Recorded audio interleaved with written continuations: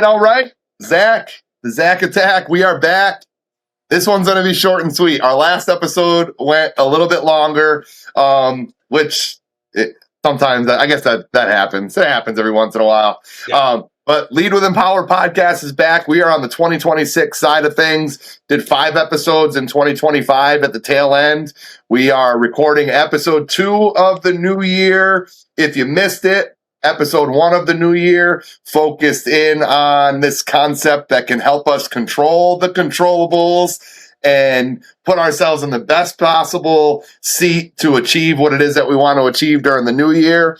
This one, Zach and I are going to take a little bit of a lighter approach, right? So 15 days, 20 days into the new year. And if you are somebody that's looking for something fun to do, whether it be with students, athletes, your office team, whatever it might be, you are going to get, in a short period of time, you're going to hear from Zach and I. We are going to share with you our favorite icebreaker and a quick little, here's how you do it tutorial. So hopefully you enjoy this. Hopefully you find something that you can put into practice at your respective location, whatever that might be. And also know, I believe we both picked activities that require not a lot of equipment. So very easy to replicate. So Lead with Empower podcast, episode 7, second one of 2026. We are going with the favorite icebreakers. Zach.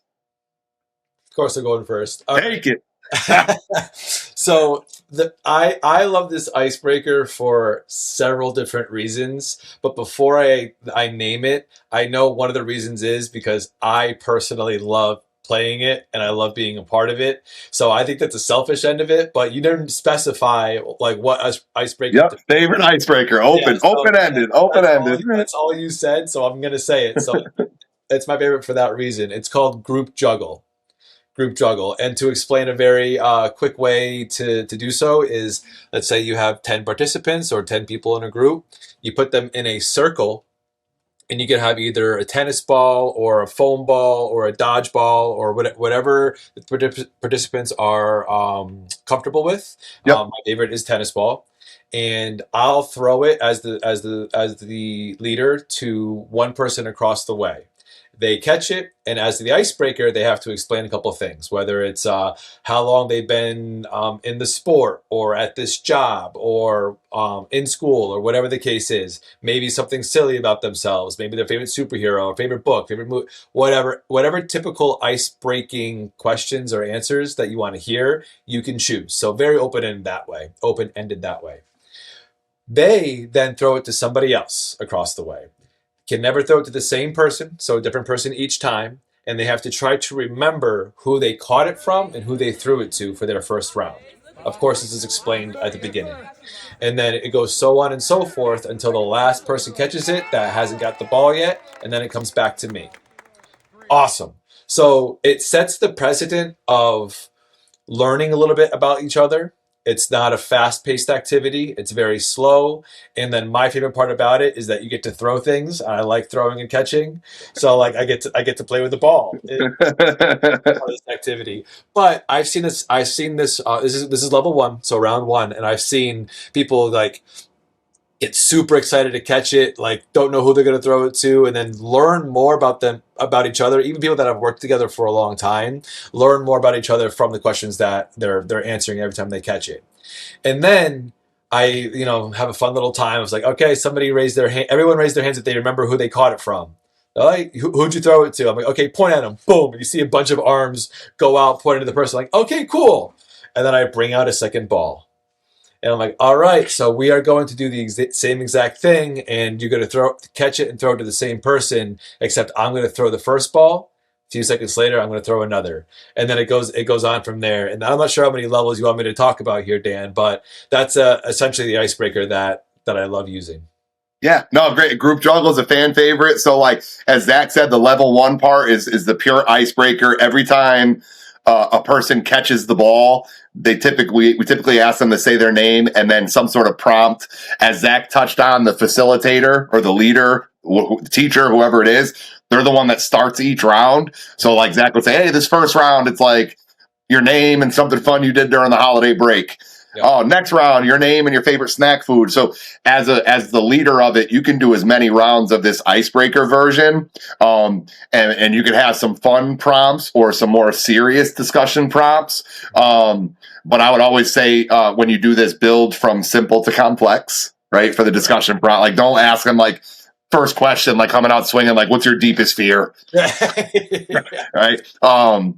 And then go ahead. I was just going to say to piggyback on like it's important that they like the pattern you create in round one is replicated every time you do the icebreaker version. So the icebreaker version is one ball. Every time a person gets the ball, they're saying their name and something else about themselves. Exactly. And you repeat the pattern. Yeah.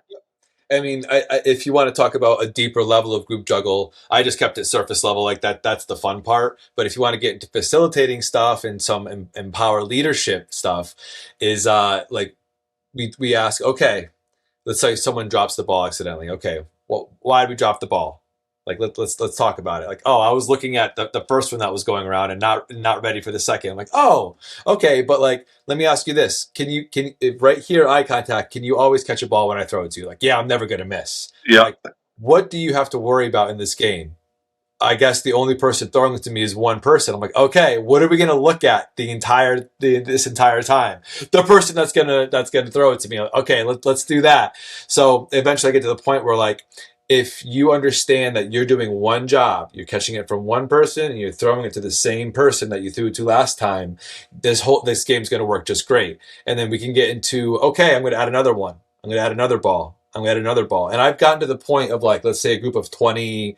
I mean, I'll be honest, they were athletes, so their hand-eye coordination was good, but they kept to their role. They understood like, okay, I only need to focus on this one thing, and that was the lesson in this particular group juggle activity. They got up to like 12, 13 balls with 20 people or 18 people. Yeah, which is absurd.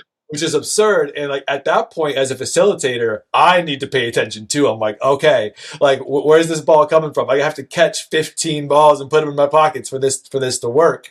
But again, this is the selfish end of it. It's really cool watching 18 people in a circle with 15 balls going all over the place. It looks like organized chaos, and the people love it too. The participants are like, damn, yep. This is sweet. This is cool. When individually you're doing just one thing, catch, throw, but it's happening 15 different times in a row, and it makes it really fun. Yep. And you have to have that discipline to not get sucked into the distractions, which are all the other tennis balls flying through the air. I'm like, I know Zach's throwing it to me. Everything else doesn't matter. Gotta go. Yeah, exactly. I love the activity, and that was one that was on my list of I could potentially choose.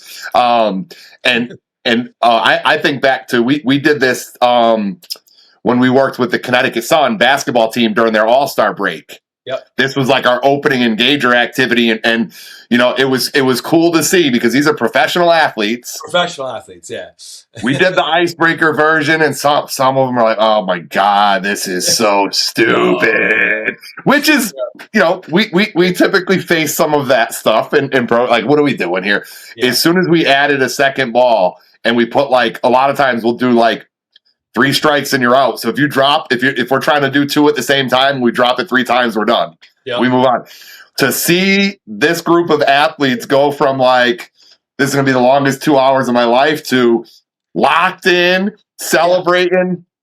Yeah. And it was really cool. I know you got some really good footage of this when we did it. But it was so cool to see them go from like withdrawn to like laser sharp focus, like they were in the middle of a game trying to juggle 5 tennis balls. Yeah, and like it was sick. I think it wasn't just the coordination of it that was cool. They started talking and communicating as if they were playing on the court. Yep. They were like they were yelling at each other's names. They were saying like making sure that the person was open and ready. Good, go. Yep. Like it was like an orchestrated machine at that point. And then the girls, I don't know if you saw this, but like they started doing like trick shots to each other. Oh yeah.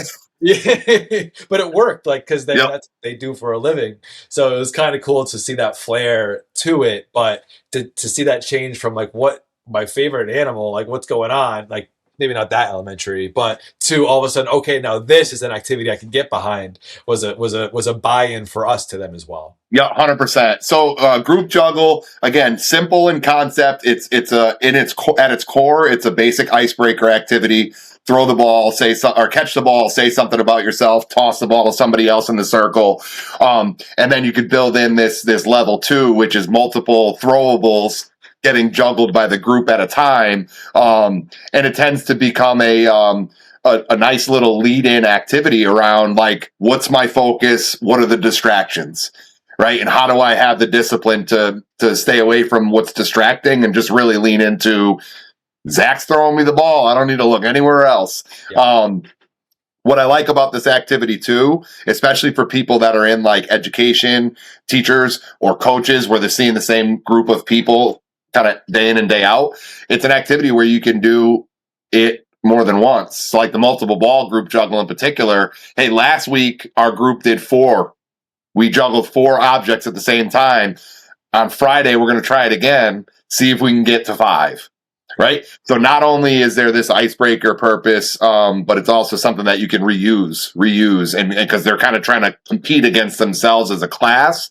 And even the icebreaker version, like if you have a big exam coming up, like maybe you do one round where everybody has to share their name and how confident they're feeling going into this project or this exam. So just a good opportunity, because it puts what could be sensitive topics or maybe tough to talk about topics, it puts it in the framework of a game, and people are more likely to kind of open up and share when it feels like it's not just like I got to open up and share. I'm not sitting on a couch getting psychoanalyzed, right? Exactly. And to take a step back from what you just said when it comes to the athletes, one of the things that athletes will do was, what's your record? How many tennis balls into it? And I'm like, you couldn't get through 3 tennis balls going around, and you want to go through my record that I saw of 15? And they're like, yeah. I'm like, no. If you can get 3 without dropping one time, we could start. Yeah. How about we get through our own record first? Yeah, and like it's funny, you have to kind of slow them down, but that's one of those things where like if they think of it as like toss throw, but you got to practice this to like get to the point of like 15 tennis balls coming around, Yep. Yeah. So that's the group juggle activity. It is it's an icebreaker that's best for like 20 people or less.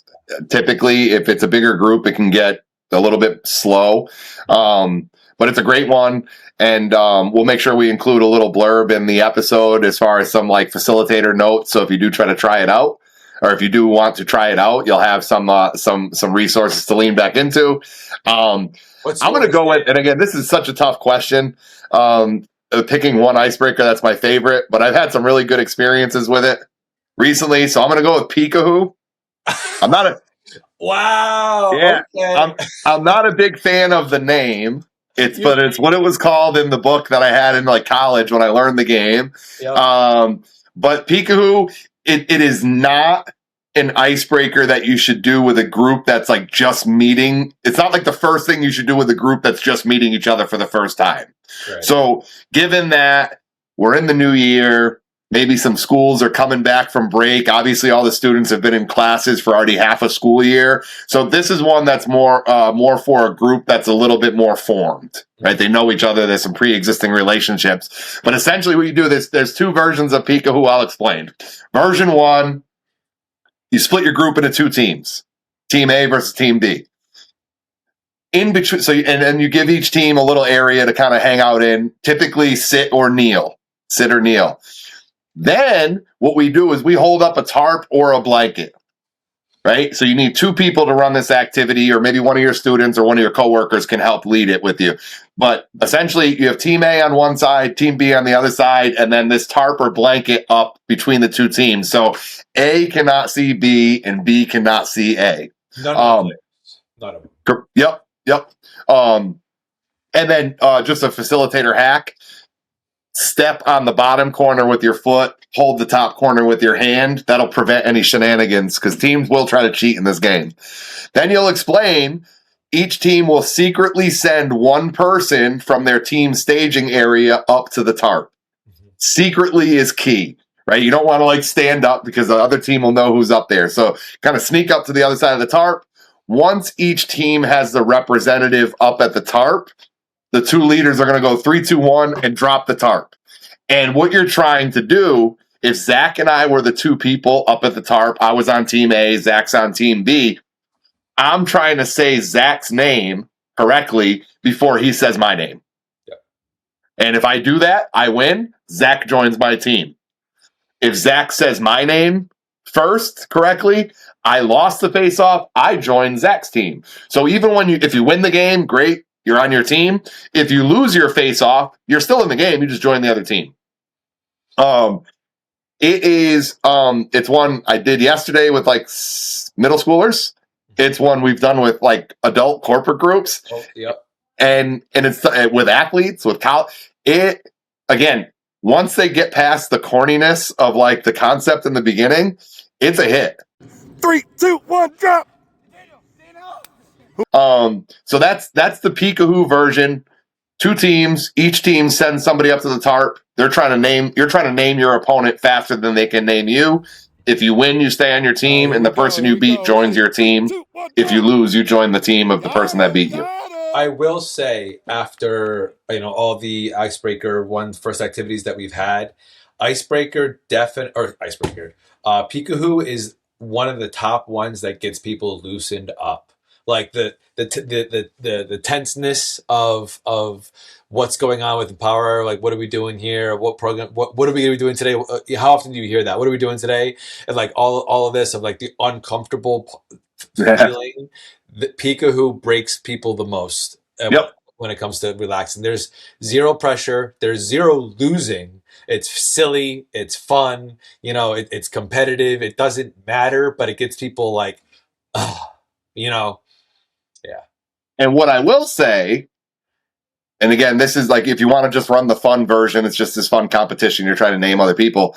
What happens a lot of times, and this is more of a challenge with like more of a challenge with like middle school, high school age groups. Yeah. You will have participants who are super hesitant to go up to the tarp. Mm-hmm. So again, the fun version, just play.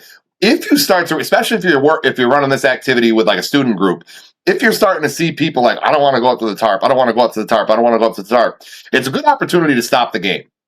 And this happened again yesterday with one of the middle school after school program I was running. There was a handful of people that I noticed were kind of hiding back. So I stopped the game. Hey, real quick, how many people are a little bit nervous about going up to the tarp? And darn near half the group raised their hand. And even some people that had gone up to the tarp a couple times raised their hand. And I'm like, I'm just curious, like, what are you nervous about with the game? I'm afraid I won't know the other person. I'm afraid I'll mess up. I'm afraid I'll let my team down. I'm afraid I'll lose. And so we also use it as a tool if this were to come up to introduce this idea of positive versus negative risk, right? So in this game, nothing bad is going to happen to you. Even if you just sit there and like, I don't know who the other person is. I'm having a complete brain cramp. I can't say Zach. You're just on the other team. You still get to play the game.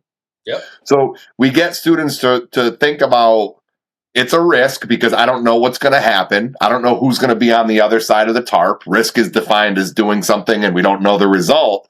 Mm-hmm. A negative risk is when there's a high potential for something bad to happen to you or somebody around you. A positive risk is there is a higher potential for something good to happen to you and the people around you. So, like, what are the negative things that could happen? I lose the face-off and I join the other team. Okay, that's not too bad. Yeah, and like you didn't explain this one, but if you didn't know the other person's name and vice versa, what happens? Just go back to your group. We'll try again. Yeah, so like there's been instances where the tarp drops and it's two people that don't really know each other. And like, I don't know you, you don't know me. All right, cool. Shake hands, introduce yourselves, and go back to your team. Problem solved. No big deal. So we get students, we get participants to think a little bit through this kind of goofy game. Like, yeah, it's okay to be nervous, but like it's also a risk worth taking. Because who knows, you might get the name correct and everybody celebrates. But the worst case scenario is you say the wrong name or you don't know their name. You still get to play the game in, oh, your name's Zach? All right, cool. I got you next time. Right? So Peek-a-Who, that's the stock version. Version. Team versus team, one person from each team at the tarp. Try to name the other person faster than they can name you. The adaptation that is also fun, we and there's no real name for it, but we call it poker face. I call it poker face. And it's simple in concept. Same deal. 2 teams on either side of the tarp or blanket. Now, what we do, so say there's 20 people in the group total, so you have 2 teams of 10. We'll explain, all right, in this version, this is our final version, it's called poker face. Each team is going to choose 5 people to come up to the tarp. They have to sit at the tarp. They have to look directly across to the other team. And they are trying to keep a silent poker face. So straight face, no smirk, no expression, no noise. They're trying to keep their poker face as long as possible. The 5 other people on your team are trying to get the opposing poker face people to make a noise or crack a smile. Yep. And you have to put the caveat in. They can do and say anything that is appropriate for the group and for the setting. Right. Put that caveat on it. Because if not, you're opening up Pandora's box of things you don't want to hear. All right. But it's so 5 people down, silent, straight face on each team. 5 people standing up, trying to get the other team to break poker face. Mm-hmm. And then the 2 leaders, so if Zach and I were the 2 people holding up the tarp or blanket, Zach's going to watch one of the teams. I'm going to watch one of the other team, I'm going to watch the other team. As soon as somebody, one of the poker face people makes a noise or cracks a smile, you just point at them and they're out. They help try to make the other team laugh. The team that loses all 5 of their poker face people will be the team that loses the game. Yeah. The team that has somebody left poker face is the team that wins the game. And I'll precedent that you can do this with any age group. It does not matter. 100%. It is fun with whatever group that you choose. Yep. And again, in its purest form, it is a fun icebreaker. You're getting people to laugh. You're getting people to be goofy. Subconsciously, they're letting their social guard down and they're having fun. Yeah. But it also, again, in the spirit of like, we don't play games just for the sake of playing games. There's also a cool teachable moment in this game. As soon as I explain, 5 of you are going to have to keep a poker face. Well, I'm not going to be able to do that. That's cool because there's another job. So it gets students, in particular, younger students, it gets them to start to think about, I'm part of a team. There's 2 different jobs. There's keep a straight face and be silent, be goofy and try to get the other team to break poker face. I'm really good at keeping a straight face. I should be the person that's a poker face. I'm really good at being a goofball trying to get people to laugh. I should be the comedian trying to. So it gets students to think about, you don't have to be great at everything. You just got to know your strengths and be put in a spot where it's maximizing those strengths. Yeah, and I've had to help students figure out their role because the sometimes the class clowns and the happy goofy ones want to do the poker face role, and I'm like, you can't even keep a straight face talking to me right now. For 2 seconds. For 2 seconds. I'm like, yeah, stop smiling for a second. And they're like, okay, no, sit down. Make the other team laugh. Yep. And a lot of times, again, what happens a lot of times too is like the people that sign up to be the poker face are generally the students that are a little bit more on the quiet side in their day-to-day. And a lot of times that student from a social hierarchy friend, those are the ones that some people might look at and be like, oh, you're the outcast. You're the one that doesn't fit in. No, they're just the one that's a little bit more reserved and quiet. Yet that person who is never celebrated usually is the one that wins the game for their team. And everybody's like, and they're like, I could have done that for days. Yeah, I actually have a story, and you were there for that. We did a program for a camp counselor, I believe, and one of the girls was a little on the spectrum, and they weren't They weren't mean, but she was very quiet. People weren't talking with her. Like she you could just tell she was like in her own world for especially the beginning part of this program. And she I could see her quietly like, I want to be a poker face.